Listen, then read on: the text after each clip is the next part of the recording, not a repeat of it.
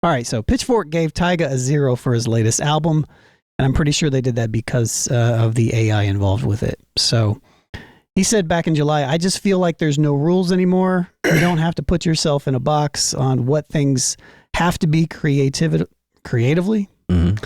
I've been in the game for 15 years plus, so after a while, you just got to try different stuff. This is the first project that people are seeing that's completely different than other things that I've done, he added. This character, Starface, is a completely separate artist, completely separate aesthetic, and everything. Now, he has since come back and said that not everything was AI altogether. What are your guys' initial and just thoughts now? Because this came out last week. Do you have any like significant thoughts around Pitchfork giving their first 0 in 19 years or so? And is it warranted? Is that making a stand to some degree in the music space? I think that's what it is. It's like, hey, okay, because say you could submit, just a disc and it had some things on it I don't like, but I can't just give it a 0. Yeah, to give it a 0 says there is just nothing of redeeming value here. Regardless of how it was put together. This is about them making a stand against AI music, and it's not, I didn't know Tyga was still making music, or Starface, if you will. But I think it's, like I said, I don't know if I saw part of the review and I'm like, are they even listening to this, or is it just like a referendum on AI music? That they decided to take a stand here. And I can't be mad at them because if that's how you feel, that's how you feel. But also, when you talk about Pitchfork being around, almost 20 years, that's almost, even though it's the internet, that's almost legacy media at this point. Yeah. And so they're not going to have, the best, view of, this new way of creating art, if you want to call it that. Mm-hmm. Well, to piggyback off the conversation that you had last week about certain people being project managers, you know what I mean? If he didn't have to actually go in there and sing these songs, I'm pretty sure AI has his voice, memorized. If he went in there and prompted I want these songs to sound like 80s synth type records and use my voice to sing in pitch on these lyrics on this song, he didn't do anything. He didn't perform any records. So there was really no real artistic integrity in that. Now, do I know that to be true? No, but he let it be known that it was AI. You know what I mean? If he never went in and said that. And it's partly too behind the style because it's very similar to the Phoenix flexing type of thing where you're leaning into 80s style synth R&B pop type of style of music that you've never done before, and you're wearing a costume while doing it. So the whole thing seems artificial. Even beyond the music, it's like you became a character, and unlike Tyler, who does that too, he becomes a character to go with the album. He's still doing the music and the feel of the album versus plugging it into a system or a machine to create the sound. So I kind of agree with y'all as far as saying Pitchfork probably took a stand on AI music as a whole. Tyga saying he's using this time to experiment and he probably won't do it again. But it's like it's almost like you're chasing whatever's popular because you hadn't had anything up to now, and then Phoenix Flexing made his AI joint, and you decided you was gonna jump into that arena and just take on this whole persona of somebody different, wear a Jerry curl type of wig, and be smoking cigarettes, wearing silks and shit. It's like It's all an act. It's like this isn't supposed to be taken seriously. So what makes you think that we're going to take it seriously? Yeah. So this is Tyga doing his version of Chris Gaines. When Garth Brooks decided to come out with an alter ego. Yeah, this is cosplay at the end of the day. It's one thing if you are actually in tune with a particular type of music, because I'm all for an artist going 100% into whatever they're into for that moment, like musically, if the case may be. But like when you're just doing it because it's a popular thing to do. We can even go back to David Bowie. Every time David Bowie dropped an album, he was a different person, but he was creating that time, that energy, that music, that feeling, versus putting it into a machine and putting on a costume. Sure. So like there's a lot less, I hate to keep saying integrity, but I mean, integrity is out the door at this point. It's more so, what can I do that's popping right now and are going to get eyes on me? And obviously people are talking about this, even with him getting a 0. Yeah. We're still talking about it. I haven't heard the album. I probably won't listen to it. And I'm not going to, like, so I found here, so Vibe, I think it was Vibe magazine sat down. No, NPR's Rob Schmitz speaks with Alex Suskind, news director at Pitchfork, and he said, as you stated, we haven't done a 0.0 rating in nearly 2 decades. So when it comes to criticism, especially criticism of an album that we consider bad, we want to still take the work seriously. We're not only taking Tyga's album at face value, we're also, with the 0.0, making a bit of a statement about the album itself and what it represents at the moment.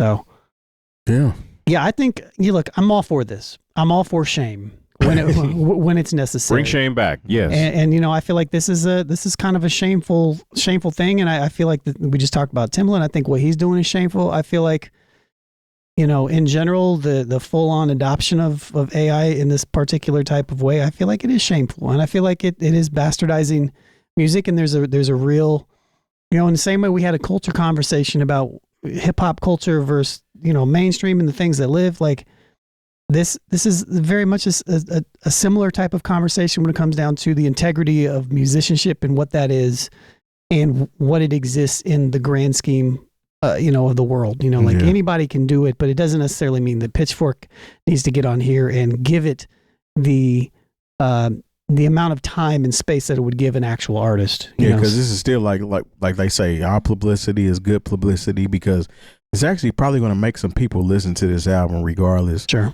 And then Tyga too. I don't know if y'all know the history of Tyga, but Tyga had a very good upbringing. He is Clarence from different Mile. Yeah. So like he has never literally represented anything that he raps about or talks about. If anything, he represents the Jadens and the Jalens and the Aidens of the world. Yeah. Essentially, bushy tops. Yeah, that have came from influence, and they decided to adapt themselves to be presented like this, like a Nunu from Atlanta or ATL, and so his identity has never been him 100%. And he's just using. It's kind of on par. AI. Yeah, it's kind of on par for his brand, but again, he's using AI to make the music now, so it's even less authentic. So one more question, and then we can kind of wrap it up. But this argument about how AI is no different. So one of the conversations that I see for people that want to just downright defend AI is the conversation, and I think we even saw this in a comment last week, was how AI is no different than sampling, or when electronics were introduced in the 60s into music and all that other stuff. Like, I know we talked about it last week. Is there anything additional that we can really add to that, like to just debunk this silly prompting thing? I mean, I still think that generative AI, you're just a project manager. And I think that's, once you understand what a project manager is, I think that kind of answers the question. But I don't know if, the real difference between like why sampling is not the same as AI, why electronic instruments were introduced as opposed to analog, that's not the same. Nah, it's not, because you still have to have skills to play those instruments. You still have to have skills to sample a song and make it sound different than what it was intended to be heard as. It's not like it takes skill. Yeah, it definitely takes skill. It's not like you're given a prompt to what you're doing and it's creating it. A lot of the things in AI is literally just a prompt. And once the prompt isn't exactly what you think, you just reprompt it, versus somebody that is sampling is creating a project. Well, at one point in time, Well, I guess it goes both ways. There are people that can sample a song and make it sound totally different, and there are people that sample a song that they want you to know the source, but they want you to hear how different it sounds. But they're still creating it. Mm-hmm. It's not a situation to where I'm plugging in some information and it's doing a job. Like even when you think about Jay Dilla was on his deathbed still drumming out beats, whether they were samples or originals. It was blood, sweat, and tears behind that shit. He wasn't sitting there typing in, this is what I want it to sound like, and then giving it to the world. You know what I'm saying? Mm-hmm. So it's night and day when you talk about what AI is doing in the music business and what electronic music. I mean, some of the best producers and arrangers in the world use electronic music. Shout out to Jimmy Jam and Terry Lewis. A lot of their shit was synthesizer based. A lot of it was electronic, but they're still coming up with everything that was involved in that music. Mm-hmm. They're just switching what that sounds like on certain, you know what I'm saying? Well, because they're both like essentially, they're band kids. Yeah, they're musicians. They were actually musicians. Yeah. They played those instruments. Mhm. They were just able to use the tools that were available at the time. Yes. And not tools in the way that people think the generative AI is a tool when creating music. Mm-hmm. I think even when you look at, I'm going to get super music nerdy here because I teach this stuff, but even from when you think about synthesis and synthesizers for the electronic argument, when you think of analog instruments, the way that sounds are generated is just in the real world. Like if I hit this, you're going to hear this knocking. If it's a horn, the embouchure creates a sound that, or whatever, or a reed for a saxophone or a clarinet or whatever, or a flute, or whatever type of instrument, like whatever that sound is, that analog sound is, it can be translated into a synthesizer. The difference is that sound is created from oscillation, from a waveform, and you can break that waveform, and you can combine different oscillators and you can stack them and you can go from saws to Jackson understands what I'm talking about. And you can add square waves and sine waves and all these different things. And you can add all these types of effects to it. It's still an instrument. It's just an electronic, it's generated through electricity. Mm-hmm. You know what I mean? And there's a one-of-one comparison through like generating that sound through electricity. It's just created a different way. You still have to know what you're doing. Right. You know what I mean? Sampling is a little bit different because it's taking stuff that already existed and kind of repurposing it in a different type of way. So I feel like the argument, I think the argument's stupid, but if I was going to give any type of merit to it, I'd say you have a little bit more of an argument to make the sampling one, only because it's not creating anything from that perspective. But when you go and like, Mike had some really good conversation or some points last week about and Curtis King had some really things about it's about the process. It's about the creative process and what exists within that process of making something. When you just tell it to do something, you're skipping the entire creative process that exists. Mm-hmm. And that's and I'm talking about the weeds. I'm talking about the stuff in between. Mm-hmm. I'm not talking about there's a difference between prompting as a tool and prompting as a creative outlet. And those are two different things. There's no creativity outside of, it's not necessarily no creativity. It's just there's no creativity in the creation of music, if that makes sense. Like, I was going to make it as simple as this, man. Like, there's no way I can get 2 or 3 people together with AI and have a jam session. You know what I mean? And whatever comes out of that, we can build upon that. That just can't happen. It's not something that can really happen. You actually have to be able to go in and play something that's not an instrument. It is just a computer. It's crazy to call AI soul in any way, shape, or form, because like soul music or all music has been created with actual people, actual souls that like everybody's vibing off of each other.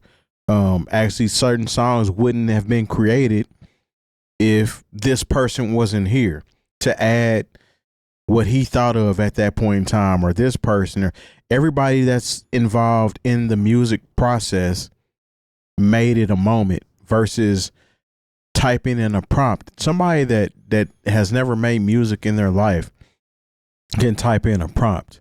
just based off of music that they've heard. I want it to sound like this and this and this and this. And now you've created music. Yeah. And now you want to take credit for creating music just because you told it to do this, but you actually didn't create anything. Creativity lives in the process, I think. Yeah. I think that's kind of what it comes down to some degree. It's just like you said about the like process of doing it. you know, there's not like you can get 4 guys in a room with their MacBooks and say, okay, you prompt some horns, you prompt the piano. You know what I'm saying? Like, I bet that will eventually exist. eventually, I'm saying this out loud. I should probably find a way to to make some money from the idea. Call that a spam session. Yeah, I mean, wow. Yeah, I mean, just like, you know, I mean, were the people who were playing Rock Band really playing them instruments? No, but like They're project managers. yeah, and so now you know you're going to have something like that. Maybe people they'll find a way to prompt with a keyboard. But, You know what? You know, it's all going to be a process to where people will be able to justify making shortcuts. People that were playing Rock Band are more musicians than AI prompters. Yeah, I was about to say because I actually had fun with Rock Band. I did too. You could probably play a little bit or somewhat. Yeah. That was fun, man. Yeah, it was a good time.